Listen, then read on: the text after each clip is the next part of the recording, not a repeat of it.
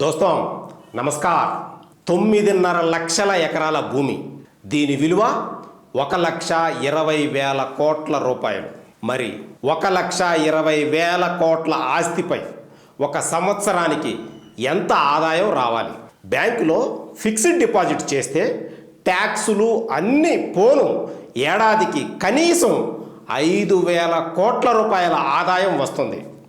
మరి ఘనత వహించిన వక్ఫ్ బోర్డుకు ఎంత వస్తుందో తెలుసా? సంవత్సరానికి కేవలం 200 కోట్ల రూపాయలు మాత్రమే. 1,20,000 కోట్ల ఆస్తులపై సంవత్సరం ఆదాయం 200 కోట్లేనా? బ్యాంకు వడ్డీ కంటే చాలా తక్కువ ఆదాయం వస్తోంది అంటే లోపం ఎక్కడ ఉన్నట్టు? ఏమైపోతోంది మిగిలిన ఆదాయం అంతా? ఎవరి జోబుల్లోకి వెళుతోంది? సామాజికంగా ఆర్థికంగా వెనుకబడిపోయిన ముస్లింలారా, ఒక్కసారి ఆలోచించండి. పేద మధ్యతరగతి ముస్లింల భవిష్యత్తు కోసం దాతలు ఇచ్చిన వక్ఫ్ ఆస్తులు, వాటిపై వచ్చే లాభాలు కొందరి జోబుల్లోకే వెళ్ళిపోతున్నాయి. భారతదేశంలోని అన్ని రాష్ట్రాలు భూములను డిజిటలైజేషన్ చేశాయి. వక్ఫ్ బోర్డు మాత్రం నిమ్మకు నీరెత్తినట్టుగా ప్రవర్తిస్తోంది. 2024 సెప్టెంబర్ వరకు వక్ఫ్ బోర్డుల డేటా చూస్తే 9.5 లక్షల ఎకరాల భూముల్లో కేవలం 3,30,000 ఎకరాల భూములను మాత్రమే డిజిటలైజేషన్ చేసింది. మరి మిగిలిన 6,20,000 ఎకరాల భూములను సర్వే చేసి ఇప్పటి వరకు ఎందుకు ఆన్లైన్లో ఎక్కించలేదు? 6,20,000 ఎకరాల వక్ఫ్ బోర్డు భూములు ఏమైపోయాయి? ఎవరి ఆక్రమణలో ఉన్నాయి? కేంద్ర ప్రభుత్వం వక్ఫ్ యాక్ట్ పేరును ఉమిద్ యాక్ట్గా చట్ట సవరణ చేయబోతున్న ఈ సమయంలో స్పెషల్ స్టోరీ ఇది.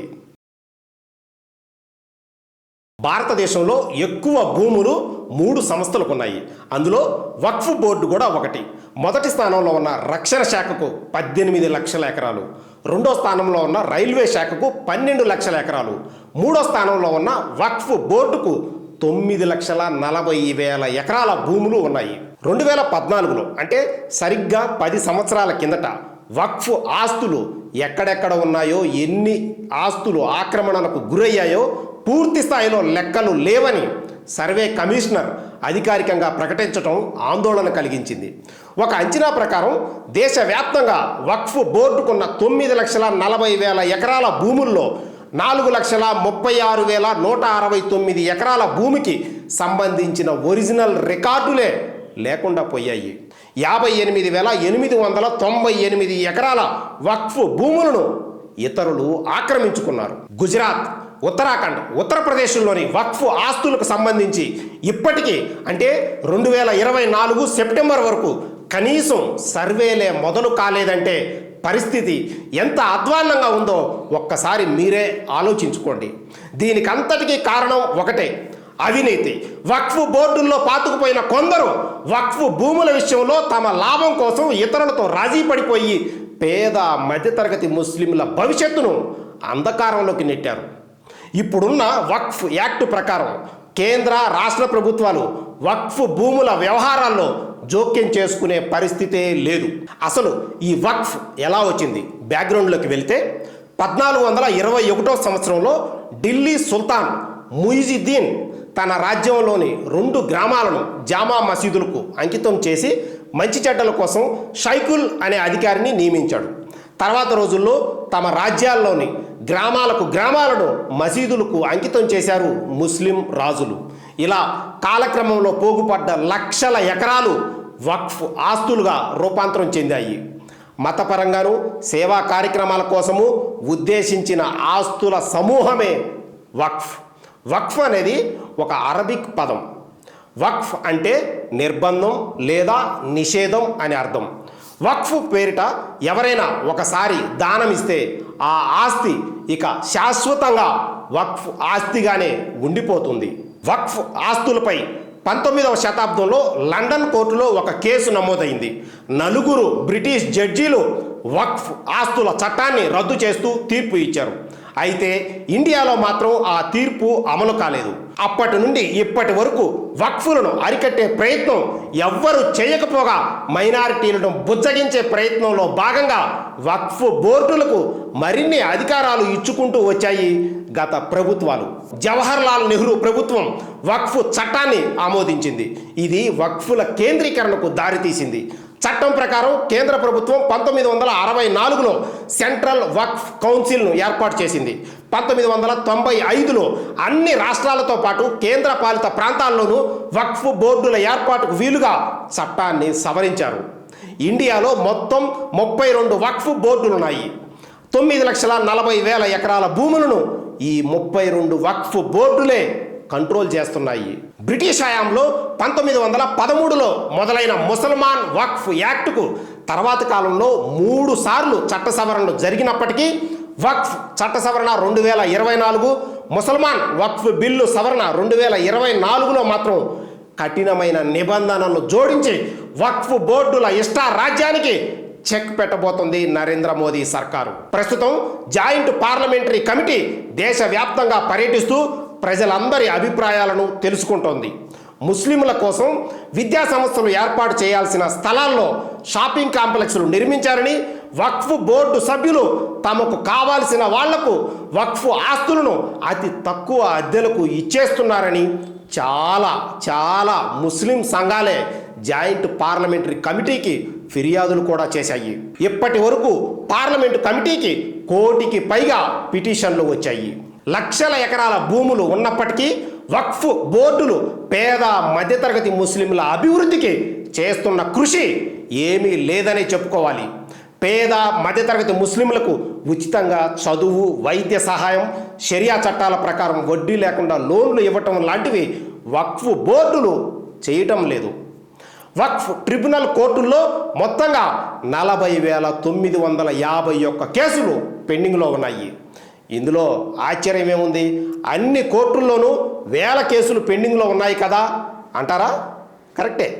అయితే ఆశ్చర్యం ఎందుకంటే వక్ఫ్ బోర్డు మేనేజ్మెంట్లకు వ్యతిరేకంగా ముస్లిం సంఘాలే, మళ్ళీ చెబుతున్నాను, ముస్లిం సంఘాలే వక్ఫ్ బోర్డు మేనేజ్మెంట్లకు వ్యతిరేకంగా 9,942 కేసులు ఫైల్ చేశాయి. వక్ఫ్ బోర్డులకు వ్యతిరేకంగా ముస్లిం సంఘాలే కేసులు వేశాయి అంటే అవినీతి, ఆశ్రిత పక్షపాతం ఏ స్థాయిలో ఉందో మీరే అర్థం చేసుకోండి.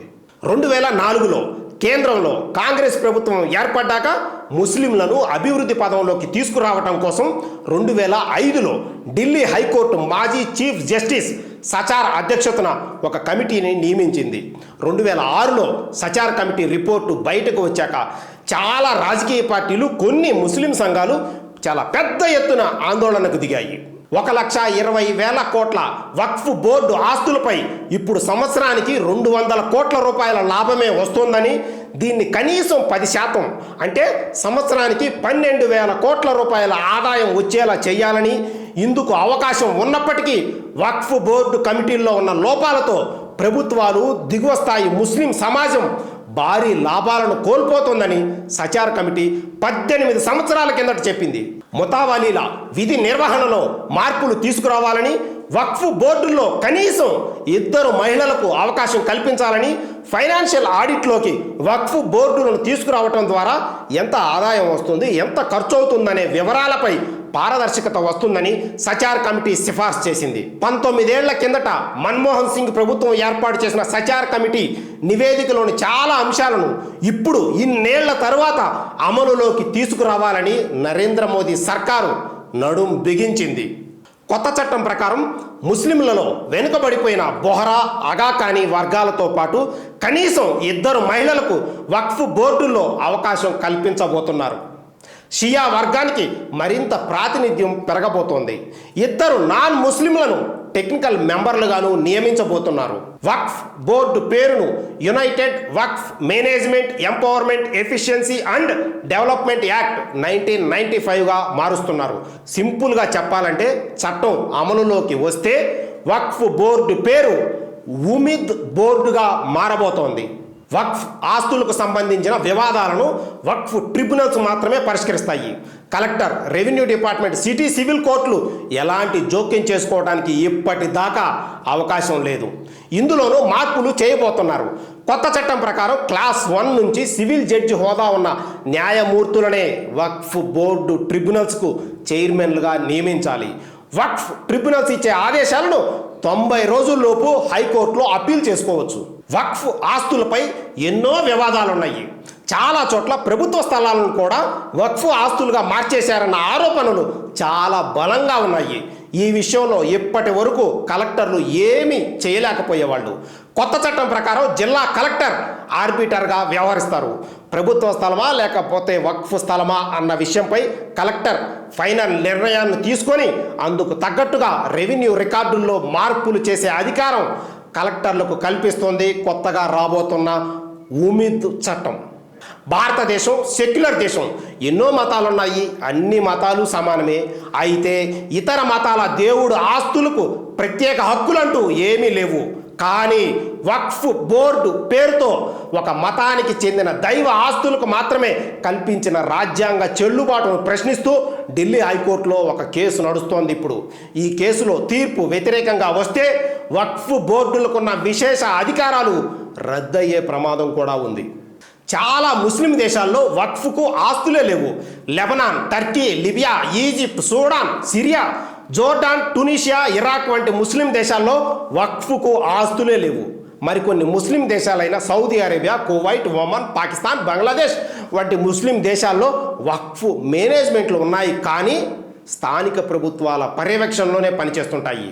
కానీ ఇండియాలో మాత్రం అలా కాదు. గతంలో ట్రిపుల్ తలాక్ చట్టం విషయంలోనూ ముస్లింలకు అన్యాయం జరిగిపోతుందని చాలా రాజకీయ పార్టీలు, కొన్ని ముస్లిం సంఘాలు చాలా పెద్ద ఎత్తున నిరసనకు దిగాయి.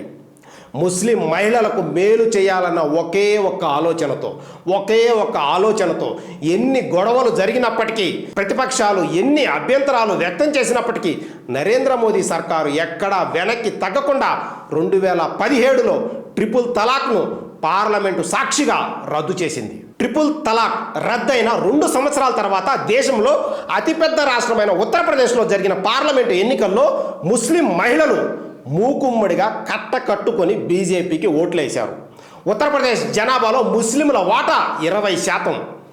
మరి ట్రిపుల్ తలాక్ రద్దు చేసినప్పటికీ ముస్లిం మహిళలందరూ బీజేపీకే ఎందుకు ఓట్లు వేశారు? ట్రిపుల్ తలాక్ రద్దు చేసి నరేంద్ర మోదీ తమ నెత్తిన పాలు పోశారని ముస్లిం మహిళలంతా ఒక నిర్ణయానికి వచ్చారు కాబట్టి. వక్ఫ్ చట్టంలోని సవరణల పట్ల పేద మధ్యతరగతి ముస్లింలను కొందరు భయపెడుతున్నారు. వక్ఫ్ ఆస్తులను కేంద్ర ప్రభుత్వం లాగేసుకుంటుందన్న భయాలను ప్రచారం చేస్తున్నారు. ఈ విషయంలో విద్యావంతులైన ముస్లింలు కేంద్ర ప్రభుత్వం దిగువ స్థాయి ముస్లింలలో మరింత అవగాహనను కల్పించాల్సిన బాధ్యతను తీసుకోవాలి. కొత్త చట్టం ద్వారా వక్ఫ్ ఆస్తులపై ఆదాయం పెరుగుతుందని, పెరిగిన ఆదాయాన్ని పేద ముస్లింల భవిష్యత్తు అవసరాలకే ఖర్చు చేస్తామని కేంద్ర ప్రభుత్వం చేతల్లో మాత్రమే కాదు మాటల్లోనూ భరోసా కల్పించాలి. లేకపోతే లౌకికవాదం పేరుతో కొందరు సాగిస్తున్న దుష్ప్రచారమే సమాజాన్ని ప్రభావితం చేసే అవకాశాలు చాలా ఎక్కువగా ఉన్నాయి. వక్ఫ్ బోర్డు చట్ట సవరణ 2024 ఉద్దేశం ఒకటే. 1,20,000 కోట్ల ఆస్తుల ద్వారా వచ్చే ఆదాయంతో పేద మధ్యతరగతి ముస్లింల బతుకు మార్చాలని, విద్య, ఆరోగ్య, ఆర్థిక పరంగాను వాళ్లను సమాజంలో మరింత ఉన్నతంగా ఎదిగేలా చూడాలన్నదే నరేంద్ర మోదీ సర్కారు ప్రధాన ధ్యేయం. అంతే తప్ప ఈ బిల్లును మతం కోణంలో చూడొద్దు.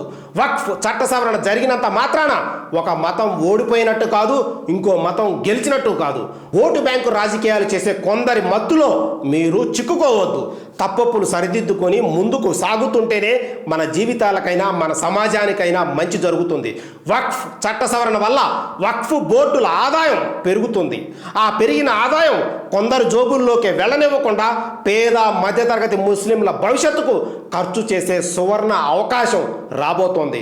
ఓట్ల వేటలో కొన్ని రాజకీయ పార్టీలు దశాబ్దాలుగా సాగిస్తున్న ఒక తప్పును ఇన్నేళ్ల తర్వాత ఇప్పుడు సరిచేయటం తప్ప ఒప్ప? కింద కామెంట్ రూపంలో మీరే చెప్పండి. దోస్తం, ధన్యవాద్.